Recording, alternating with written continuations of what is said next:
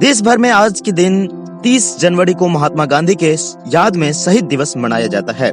भारत की स्वतंत्रता संग्राम के प्रमुख नायक मोहनदास करमचंद गांधी की मृत्यु 30 जनवरी 1948 को हुई थी। देश इस साल गांधी जी की 74वीं पुण्यतिथि मना रहा है।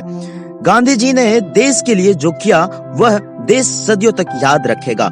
उनके आदर्शों, अहिंसा की प्रेरणा, सत्य की ताकत ने अंग्रेजों को भी झुकने को मजबूर कर दिया। उनके इसी योगदान के कारण गांधी जी आज महात्मा गांधी के नाम से जाने जाते हैं।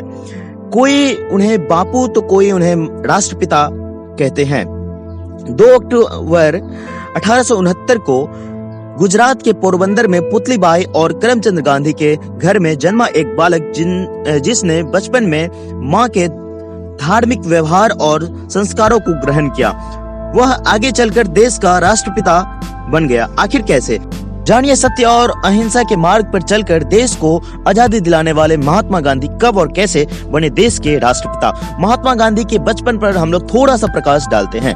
गांधी जी बचपन में पढ़ाई में अधिक होनहार नहीं थे। गणित में मध्यम दर्जे के विद्यार्थी थे तो वहीं भूगोल में बहुत कमजोर थे। उनकी लिखावट भी सुंदर नहीं थी, जिसकी वजह से अक्सर उन्हें डांट पड़ती थी। लेकिन वह अंग्रेजी में निपुण थे। अंग्रेजी विषय में उन्हें कई पुरस्कार और छात्रवृत्ति मिला करती थी।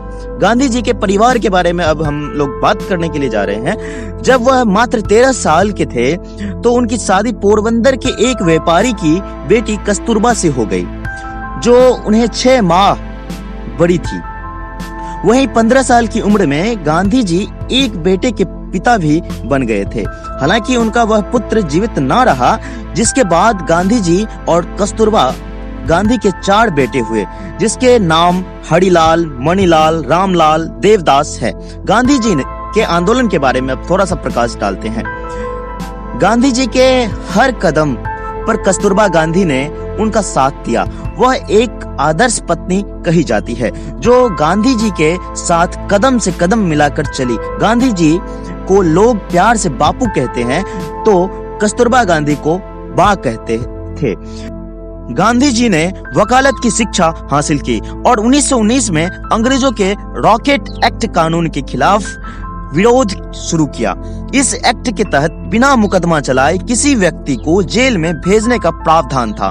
फिर गांधी जी ने सत्याग्रह की घोषणा की, असहयोग आंदोलन की घोषणा की, नागरिक अवज्ञा आंदोलन की घोषणा की, दांडी यात्रा और भारत छोड़ो जैसे आंदोलन किए। सुभाष चंद्र बोस ने कहा था पहली बार राष्ट्रपिता महात्मा गांधी को। नेताजी सुभाष चंद्र बोस और महात्मा गांधी के बीच मतभेदों की बात कही जाती है, लेकिन सबसे पहली बार नेताजी ने 6 जुलाई 1944 को रंगून स्टेशन से दिए गए अपने भाषण में गांधी जी को राष्ट्रपिता कहकर संबोधित किया था। नेताजी ने आजाद हिंद फौज की स्थापना करते हुए महात्मा गांधी से आशीर्वाद मांगा था। अपने भाषण के अंत में सुभाष चंद्र बोस ने कहा था कि हमारे राष्ट्रपिता भारत की आजादी की पवित्र लड़ाई में मैं आपके आशीर्वाद और शुभकामनाओं की कामना कर रहा हूं। बाद में 30 जनवरी 1948 को नई दिल्ली स्थित बिरला भवन में नाथूराम गोडसे ने गांधी जी की हत्या कर दी।